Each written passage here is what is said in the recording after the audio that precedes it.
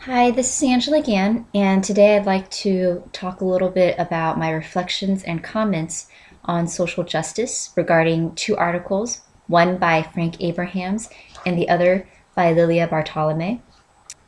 In reading these two articles, the first one by Abrahams, we discuss the issue of religion in terms of the Jewish and Christian faith, and how oftentimes the Jewish faith is rather overlooked, especially during the winter when it comes to a choir or music classroom in celebration of the Christmas concert.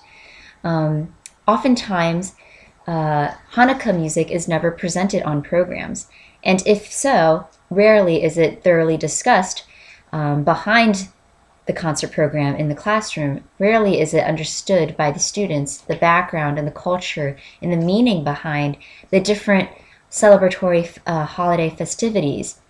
Being that America is such a Christian religion, we are often dominated by political administrative regulations in the districts to put forth such expectations, and rather we overlook the cultures and the respect of others.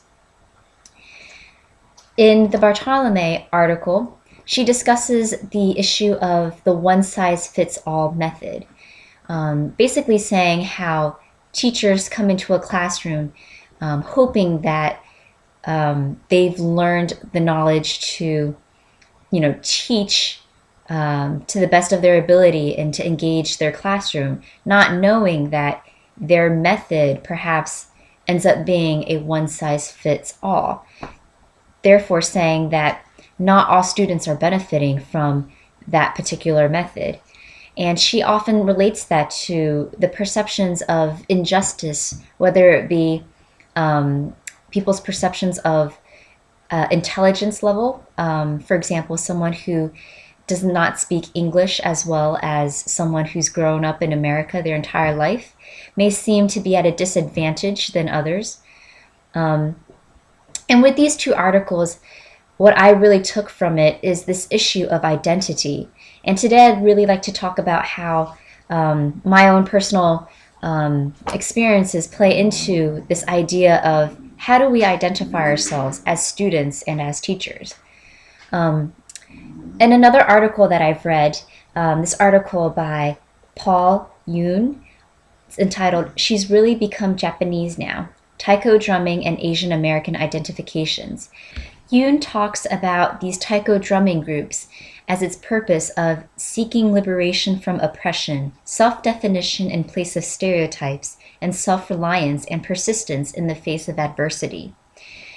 The taiko drumming groups are actually not made up of all Japanese people. They're actually made up of Korean American and Chinese American descent.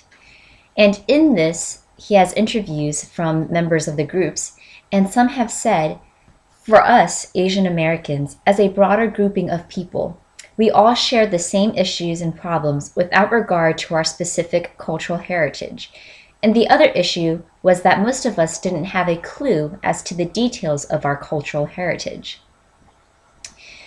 With this response, I often feel like I can find myself easily being able to relate with other Asian Americans. As I've grown up in America, born and raised in public schools, I've often been of the minority, especially even in the choir classrooms, and even today. Rarely do you see Asians being a dominant majority group.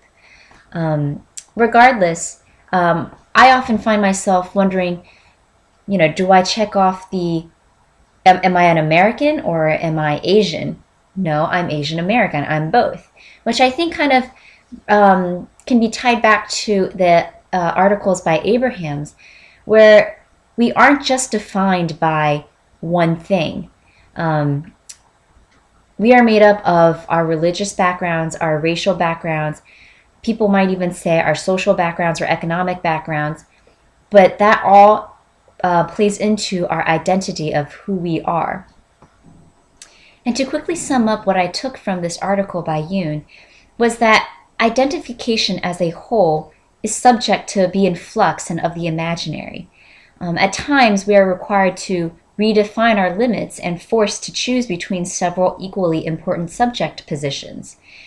And while I feel like this is a constant tug and pull or struggle for how do we identify ourselves, I think that is the key element into how we should be thinking about structuring our classes from a critical pedagogy sense. We must think about who are our students. We must think about what identifies them and what identifies us, and how can we bridge those two together? How can we collaborate utilizing various methods that can speak to each of our students in a benefiting way?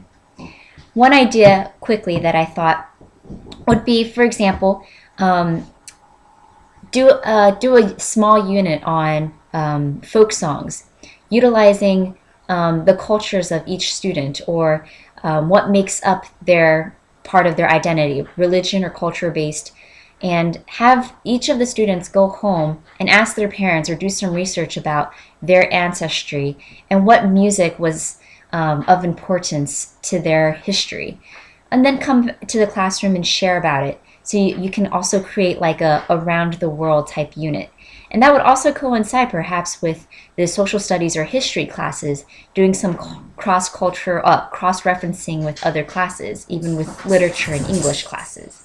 So again, to wrap this up, I think Abrahams puts it nicely in that with thought, sensitivity, policy that demands deliberate action, and a commitment to social justice, we may repair the child's world inside the music classroom, one music teacher and one child at a time.